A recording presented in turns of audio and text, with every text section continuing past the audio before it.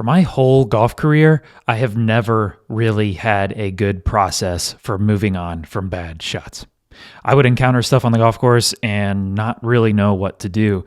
I would, have a really bad hole, not really know how to bounce back. Should I just stop caring? Should I get extra angry? Should I try extra hard on the next hole? Should I really hunker down and really focus? And none of this ever really worked. I felt like I was just throwing stuff against the wall and hoping that it stuck.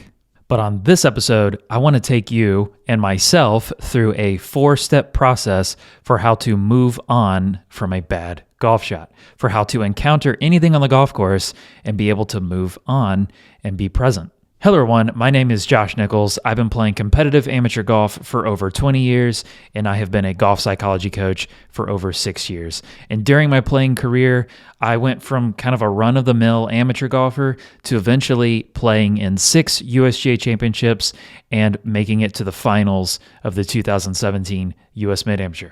And one of the biggest things that separate those two, the run-of-the-mill amateur golfer to kind of USGA, regular USGA competitor, was my ability to handle difficulty on the golf course, my ability to have a bad shot, have a bad hole, and move on from it. But what I have come to find out is I was doing the process that we're going to go through in this episode. I was doing it accidentally. I didn't even know I was going through this process. And maybe you have done this at times, and I think the best golfers in the world do this. They do this process even though they might not be meaning to do this process. But what we're going to do in this episode is actually learn the process that we can all do and train it systematically to be able to handle anything that you encounter on the golf course and be able to get back into the present. So without further ado, let's get into the process. So this process is 4 steps, and it makes up the word RAIN, R-A-I-N, RAIN. And first off, this is not my process. I didn't come up with these 4 letters that make up this awesome acronym. This was developed by a meditation instructor. Her name is Michelle McDonald. I've learned about it and I love it, and I know it's research backed, so I trust it and I think it makes a lot of sense. So I want to share it with you. So the first letter in RAIN is R, and R stands for recognize. The first line of defense for anything psychological, anything that you're trying to improve, is first awareness. So you first have to recognize the thing that you're trying to change. So in this case, we have to recognize the triggers and the behaviors that happen as a result of the thing that we encounter in our environment.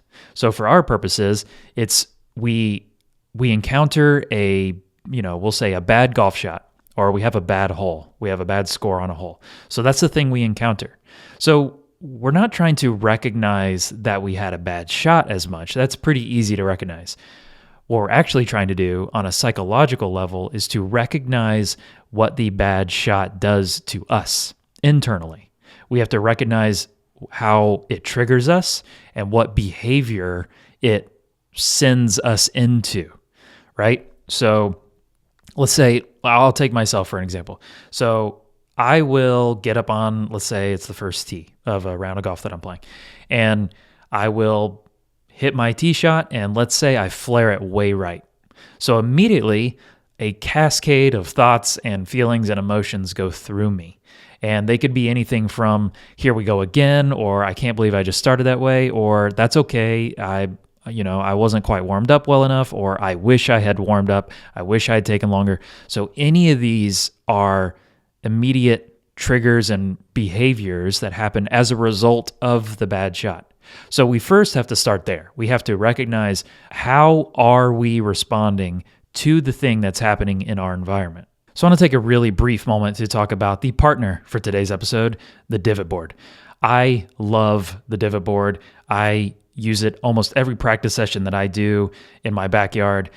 What is the divot board? So it is basically a rectangle hitting mat that you can put your golf ball right in the middle, and when you hit the golf ball, it will show you an actual, shape of a divot based on where your club started making ground contact, and then the path of the club, and then and you can see anything from basically how thin you hit it, or how heavy you hit it, or if your path was in to out or out to in, or you hit it you started making contact with the ground an inch behind the ball.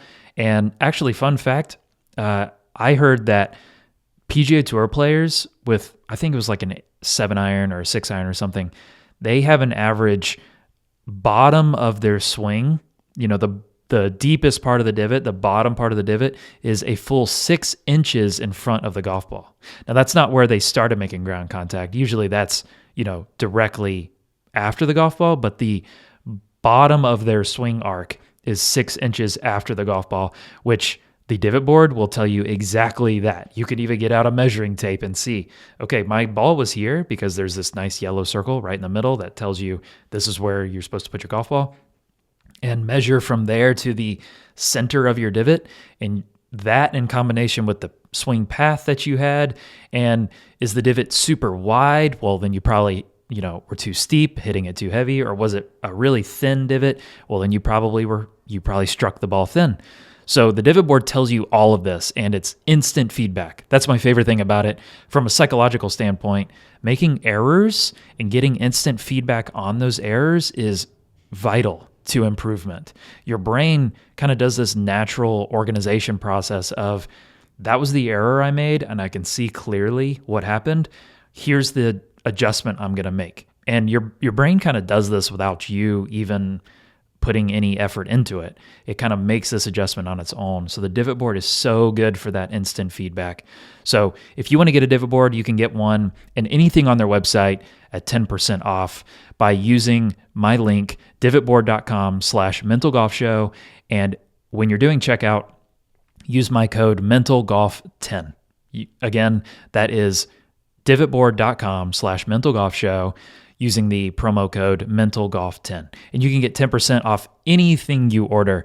And they've actually just recently come out with this kind of big hitting pad that integrates the divot board right into it. And, that's an awesome thing to purchase. And I can't wait to get one of my own. I really, really, really want that thing. You can get that 10% off and anything else you buy. You can even just get a replacement pad if you want. Get anything 10% off by going to divotboard.com/mentalgolfshow and using the promo code mentalgolf10 at checkout. So that's step one, recognize. Now, second step in the word RAIN is A, and that stands for accept. So acceptance is something I've talked about a lot if you've heard me on different episodes. And it gets kind of a bad rap. Acceptance often sounds like you're resigning yourself to a thing always happening, or you don't care, right? Okay, I hit a bad shot, I'm just going to accept it. And that sounds like I hit a bad shot and I'm just always going to hit bad golf shots, and that's just life, right? Life is just full of bad golf shots. And that's not quite what acceptance is. And especially for our purposes, it's definitely not what acceptance is. Acceptance is being able to see our inner experience, see our trigger, see our behavior internally, psychologically, as a response to the bad shot. We have to see our response internally with acceptance. We have to see it as it is, right? We're not seeing our response and doing something about it. We're not feeling that trigger and doing that behavior and feeling the need to change it or to, follow it wherever it wants to take us. So for me, when I hit that flared drive to the right and my mind starts to want to get disappointed or start to worry about my lack of warm up, and I start to spiral and say, maybe today's a bad driver day. So my mind goes there. I have to recognize that behavior, that mental behavior, but then I have to see it with acceptance. I have to pay attention to my behavior and say, okay, there's a mental behavior that I'm doing, and I don't need to follow it, right? I feel uncomfortable right now, so that makes me, whatever that discomfort is, makes me want to do something about the discomfort, right? I need to say something to make myself feel better, or I need to, whatever it is that helps you get out of that discomfort. To see it with acceptance is to say, you know what? I'm uncomfortable, and that's okay. I hit a bad drive to the right. That's okay. I feel this urge to think about the past, and that's okay, right? I'm not going to actually follow my thoughts to the past. I'm not going to actually mentally bail to help myself with the discomfort that I'm encountering. Or I'm not going to make myself anxious to start worrying about the future, right? So thoughts of the future can happen without me following those thoughts into the future. That's acceptance. That's kind of seeing the first layer of emotions that you experience and kind of stopping there, right? Okay, I'm frustrated. Okay, I'm disappointed. Okay, I wish that didn't happen. But that's it, right? That's the first layer. So we've recognized that first layer, and then we accept it. We don't follow with it. We don't let it take us with it. And then the third step means we don't stop there. The third step is I, which stands for interest curiosity.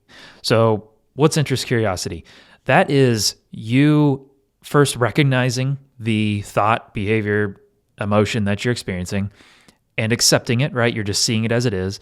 But then instead of judging it or instead of letting it take you with it, you're going to investigate it, right? You're going to get interested in it. You're going to say, isn't it interesting that that's where my mind goes? Isn't it interesting that my mind wants to race into the future to start worrying about future drives? Or isn't it interesting that I get really, really angry when I hit a bad shot? What do you think that is? And not even going that far. You're just saying, isn't it interesting that that's my response? So that interest curiosity starts to dig at the deeper thing that's going on here. You're not simply just letting your mind go into the behavior, into the emotion that you're experiencing.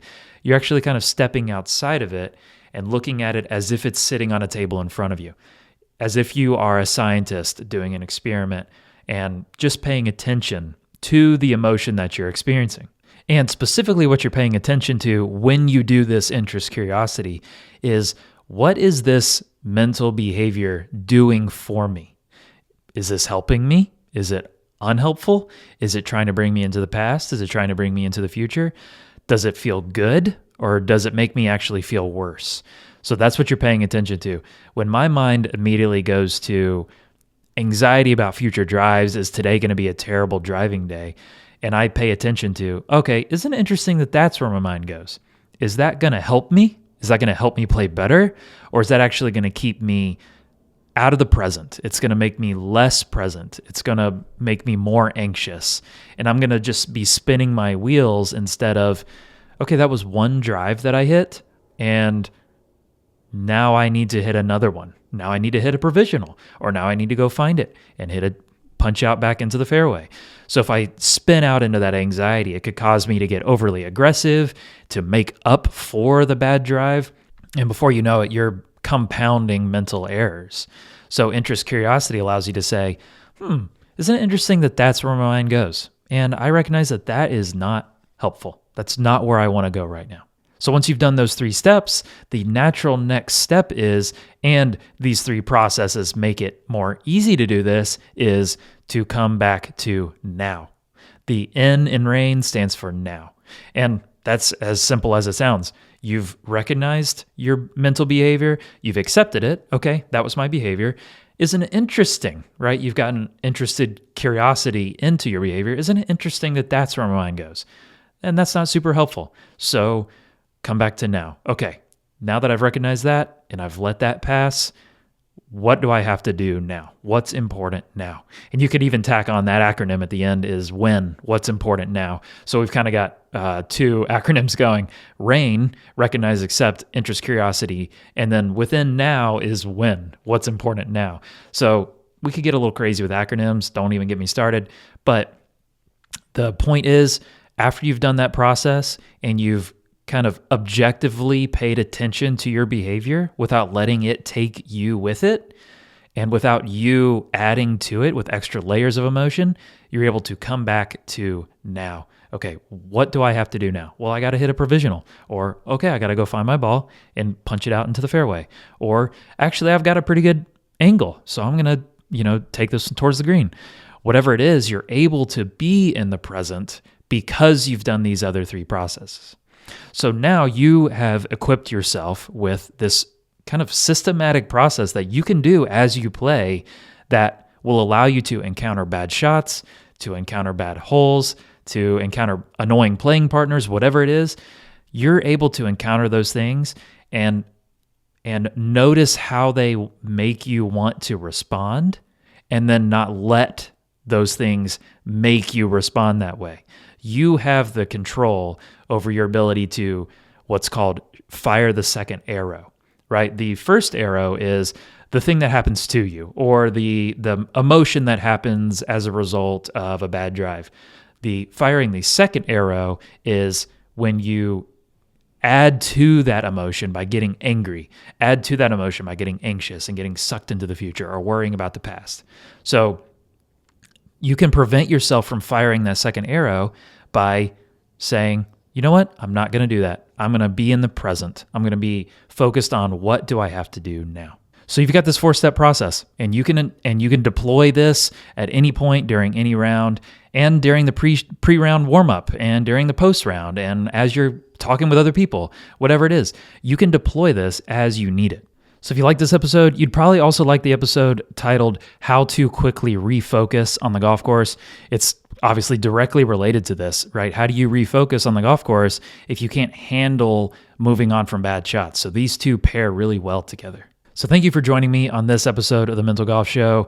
Thanks again to the Divot Board for sponsoring this episode. Again, go to divotboard.com/mentalgolfshow and use the promo code mentalgolf10 at checkout to get 10% off your order. And thank you so much for your interest in golf psychology. I'm Josh Nichols, and I'll catch you guys next time. Play freely, everybody.